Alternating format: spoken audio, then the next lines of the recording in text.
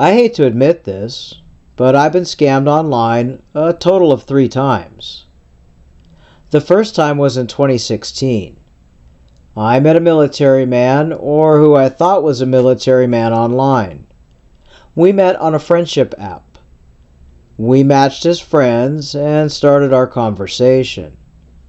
He asked for my email, and we began an email exchange. He said he was deployed to Afghanistan and that he was 39 years old. He said he was living in Texas when he was not deployed, and he had a daughter who was 12 years old. I don't remember what he said her name was, but he said his name was Jason. At the time I was 37, and he told me age is just a number, which to me wasn't a huge age gap. We exchanged emails, and he would tell me how bad it was in deployment. He said he was on several missions and often saw other soldiers get to go home for leave, but he was unable to because he was not married, and he had hoped to meet someone to marry so he could take a leave. He said his daughter missed him, and she was staying with his sister until he returned home. I was unmarried with no kids. He told me a lot about him growing up. He said his parents had passed on and he had no other family other than his daughter and sister. He said he was born in Texas, but his parents were Russian, so he spent summers in Russia visiting his distant family and his parents' homestead. We exchanged hundreds of emails. Every day he would write me and tell me about the military. He said he was in the Army and how things were and how difficult it was. I offered to mail him a care package at Christmas with some cookies, socks, and other different goodies.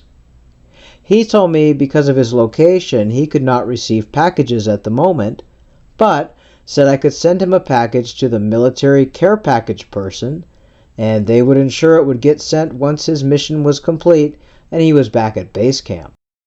I asked him what his favorite snacks were. He didn't ask me for food, but he said he would love a new pair of shoes. He told me his shoe size and what brand and style of shoes he wanted.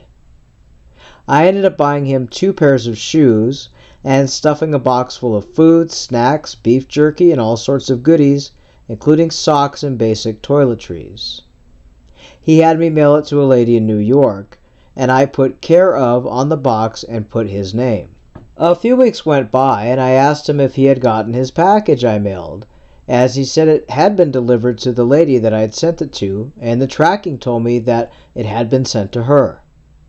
He said not yet, and that they were shipping military packages over, but it can take weeks. I was concerned because some of the food would probably be stale. Finally, over a month from the time he said the military package person received the package, he said he received it and even sent me pictures of the shoes that I had bought him. So he, or whoever he was, did eventually get the package, or at least the shoes. He told me the food was delicious, though. He continued emailing me and told me he wants nothing more than to marry. I was falling for him, and he told me if I could get engaged and plan a wedding date, he would be able to take a leave, come home to marry me, and be able to see his daughter. He didn't ask me if I thought about marriage, but I told him yes, I would marry if I'd met the right person. Then he asked me if he could be my right person, and I joked, asking if he wanted to marry me, and he said yes. I was wanting to marry him, but I was unsure about him being in the military and me being married to a military man. But he wore me down with his constant attention and emails. I ended up telling him yes, I would marry him, and he sent me a form to fill out for his vacation leave request for marriage. I ended up having to email his commander my information to help him with his leave. I had to announce to his commander our intentions to marry, and send a copy of my driver's license and proof that I had a bank account. They wanted just the routing number of my bank info so they could verify I had a working account as part of a security measure. Once that was sent over, they told me for his leave I would have to pay $900 for a soldier replacement fee, which they would bring over a soldier to replace him for his 15-day vacation leave. When I asked him about this, he said he couldn't access his bank account until he was in the United States again, and told me he would pay me back once he was back home and we would marry. I agreed to the payment and was told to pay the money via money transfer service. The money was sent to the same woman in New York whom I also sent the package to. I went ahead and sent the money, and then I waited. I received confirmation the money was picked up. I never heard anything further from my soon-to-be husband. He actually stopped responding to my emails, and the commander I emailed stopped all communication. I had no phone number for him or the commander, and his profile on the friendship site had vanished. I spoke to the money transfer service about the situation, and they told me that it was possible that I was scammed. The money had been picked up, so I couldn't stop the transfer. I searched out the woman who I sent the money to and was able to find her online. I sent her a message online and she blocked me. I'm unsure who she was or her involvement. I never did hear from him again either. It left me angry, but then I felt that if the person needed those shoes and items I sent, maybe they really did need them, and over time I was at peace with things. It was a few years later, in 2019, when I fell for another online scam. This time I met a man online through a group I was in. He messaged me and said he enjoyed my comments, which I was in a group at the time that deals with classic muscle cars, and I was a huge fan of classic muscle cars. I met David there. He said he was a marine engineer working in Norway, but that he was originally from Denmark but lived in California. He said he was 45 years old.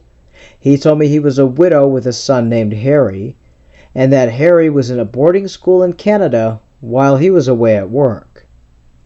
He said he was on a contract for 8 months. He was on an oil rig doing a major project. He even messaged me a video he said was him on the rig. He asked me if I had a Gmail address and on Hangout chat app. I did have that app on my phone, and we started chatting there. David would send me videos of himself on the rig and little videos of him eating dinner on the rig. We also exchanged phone numbers. David called me several times, but the connection was poor from him being in the ocean on the rig. However, he called me as much as he could. Over the weeks he would call so often, he told me his phone was low on points. He told me on the rig they have special phones and it takes points, which need to be reloaded with a gift card called Steam. I'd never heard of Steam. He said since he's on the rig he can't access a Steam card and asked me to get him a $100 Steam card so he can load points onto his phone so we could continue talking. I was reluctant, but I felt guilty. I used all his points on his phone and knew he had a child he also needed to call and keep in touch with. I bought him the card and he said he added the points. We continued chatting. He continued sending me videos. He asked me once more for a $100 Steam card. We would talk so much and he would send me love songs and would even sing to me every night before my bedtime. I was falling for him and he was set to come to visit me. As soon as he finished his contract and the project, he would come here to visit and bring his son. I was so excited to meet him. He told me he was having issues on the rig. Some parts had broken down on the rig. He called me one night distraught, saying that some pipes were starting to leak and he needed to repair them. But his bank account was having issues and he was unable to fix them until he was able to go home and show his ID to the bank. He said the company he works for deposited the repair money for any issues into his bank account and now it's frozen. David asked me for a loan of $10,000 to repair the pipe. He showed me photos of the leaking pipe, and if it splits, lots of oil could flood into the ocean. I don't know why, but I felt like I could save the day and prevent a massive oil leak and help him at the same time. He told me I would have to send the money via bank transfer to Norway, where the pipe repair company was located. I told him I would do this for him provided he pays me back right away once he gets home. He promised me, and I went ahead and did a bank loan, as I didn't quite have $10,000 in my savings, so I transferred $3,000 of my savings and $7,000 on a bank loan. I had good credit, so it wasn't a problem to take out this loan, and I thought he'd pay me back, so I wasn't worried. He had me bank transfer the money from my account to a company account in Norway. It was a real account at a bank in Norway, and it had a company name, the same name that he claimed he worked for. He asked me to email him the bank transfer page so he could confirm with the company to have the pipe repair kit delivered to the rig. As soon as I sent him the bank transfer information, a day later, he sent me pictures of the pipe repair equipment and told me that I saved the day and he'd be home soon. I was so happy. He told me he loved me and wanted to buy me a ring. He then asked me if I could send one more $100 Steam card, as he had needed to load points on his phone. I told him I was strapped for money, but he begged me. I gave in and got him another card. He promised he would pay everything back, including the gift card money that I had spent. I believed his words. 2 weeks before he was set to come home to visit, he stopped calling, stopped texting, and all emails vanished. I wrote and called him, but the calls ended up getting sent to a voicemail service. Soon I stopped hearing anything. I contacted my bank about the transfer and inquired if the money had gone through, and it had. I put a fraud alert at my bank for fear I may have been scammed. They told me that the bank account was real and the company name, and since I knowingly transferred the money, they couldn't do anything to get the money back. I was feeling like history was repeating itself, but in a different way. I searched for him online and found several profiles with his photo being used on dating sites and social sites with different names. I sent messages to a few of the profiles with his photo, but received no response. I don't know if it was him with a new profile or other people using the same photo, but I ended up in debt and in a bad situation. I never heard from him again, and I started getting phone calls from unknown numbers. When I would answer, they wouldn't say anything, or they would hang up. The third time I was scammed, it wasn't a romance scam. By this time, I'd stopped dating or meeting men online. I had WhatsApp by this time to keep in touch with friends that I had met and some people abroad, so we used this app to call each other and keep in touch. This was in 2022. I was added to a group chat about Bitcoin investment. A man named Solomon contacted me in private after I said I'd love to know more about investments. He said he was a Bitcoin accounts manager for a large Bitcoin mining company. In the past, I'd invested in stocks back in the 90s, and I had a knack for it. Everyone I knew was talking about Bitcoin, and when this opportunity came up, I thought I'd be good at this like I was at stocks. But boy, was I wrong. Solomon told me that I could turn a $500 investment into $3,000 worth of Bitcoin. I didn't fully understand how Bitcoin worked, but he told me not to worry. He would explain everything. He said it's similar to stock trading, but his company mines them, and then I could take my mixed mined investment and sell off my Bitcoins. I asked him how to get started, and he gave me a portfolio and told me what I needed to do to get started. He said I would have to do a bank transfer of $500 plus a broker fee of $80 for a total of $580 for the Bitcoin account startup. He would then take my investment and show me my weekly growth. I was excited to do this and did a bank transfer to a Bitcoin investment company in London. Everything seemed legit, mostly because I did the money transfer to a real company's bank account and name in London. Once the money was transferred, Solomon sent me an investment portfolio. About 2 weeks went by and he showed me that my account had $3,000 in it. I was super excited and told him I wanted to pull my investment out. It was something to me that was fun, and I felt like I had been successful at this even when I didn't understand how or what this even worked. Solomon asked me if he could message me on his private number, a different number than where we had been talking. I told him sure, and he messaged me on Whats with a new number. He told me that he liked me and wanted to ask if I would be interested in making even more money. I told him no, that the Bitcoin thing was just a fun tryout for me. He told me it wasn't Bitcoin. He said I could take my Bitcoin money and invest it into a new oil company coming out of West Africa. He said his brother owned the company and it was about to make a huge hit on the market. He told me if I invested an additional $4,000, he would make me a premier shareholder in the oil company. I told Solomon to use the $3,000 in Bitcoin investment I had made and roll that into the oil company investment. He said he would need $4,000 from me directly, and then he would roll the $3,000 to make it $7,000 investment. He said he could turn $7,000 into $100,000 within a few months. He wanted me to get on this deal of a lifetime before others invest on it. He told me I would have to bank transfer the money directly to his brother's oil company. Once I invested, he guaranteed I would receive $100,000 at least in return.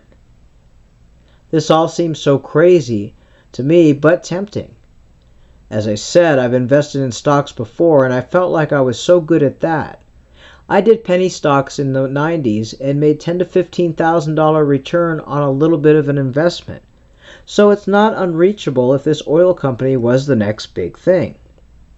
I told Solomon that I would do this. I was in a better financial position than I had been during the years past, and I took that savings and told him I would go ahead and do it. He gave me the name of his brother and his brother's account. He told me in the memo of my transfer to write family help, so that the bank wouldn't hold up the investment. He said if I was to put it was for an oil investment, they might tax me.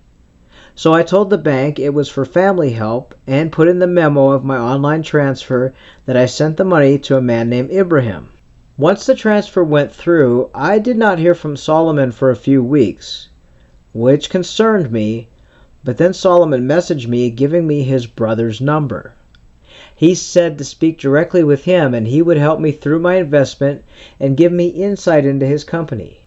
Ibrahim started to chat with me, showing me the oil site in Nigeria where his company was located. He told me my investment was growing, and he gave me a photo of my portfolio and it was showing I was close to $70,000. When it got to $100,000, I told Ibrahim I wanted to pull out and sell my share. He promised it would be no problem. As the weeks carried on, I would hear from him here and there, showing my investment growing. Photos of the oil site, the building, and everything looked so real. The day I finally reached $103,000, I told him I wanted to pull out my money. He agreed and told me there would be a penalty to pull my money out like this so quickly. I was not aware of this fee, and it was $5,000 to do so. At this point, I was $103,000 in, so I was fine with it, and I told him to take the money out of my investment. He said that wasn't possible due to Nigerian laws, and I would have to write an official letter via email and request that I wanted to end my investment with the oil company. He gave me the email address and then said I would need to wire transfer the fee. Once they received it, I would get my $103,000 within 24 hours. He told me I was missing the opportunity to triple my money, but I was done. I wasn't greedy, and I was happy with this investment return. I took out the remainder of my savings to send to him via bank transfer, along with my email requesting my desire to end my partnership investment with the oil company. I received an email asking for a screenshot of the bank transfer, which I obliged. I received another email stating my money would be in my account within 24 hours, and he sent me a screenshot of his bank showing the transfer was pending to my account. I kept checking my account, and the money never came. I emailed the company and sent message after message to both Ibrahim and Solomon with no response. Pretty soon the messages were showing that they were not read. Pretty soon they both vanished from my messenger. I called my bank to inquire about my money, and I had no pending transactions. And the transaction number that he had given me, the bank said was invalid. I contacted the bank that I had sent the money to, and they told me the transaction number that was given was invalid, and they could only put a fraud alert on this particular account, but there was no pending transactions leaving that account, and my transfer had gone through to him, and the money was already transferred from my bank to his and was no longer in his account.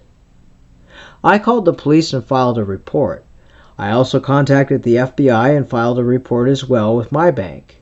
Absolutely nothing came of it, and I was booted from the original investment group chat that I was in where this all first took place.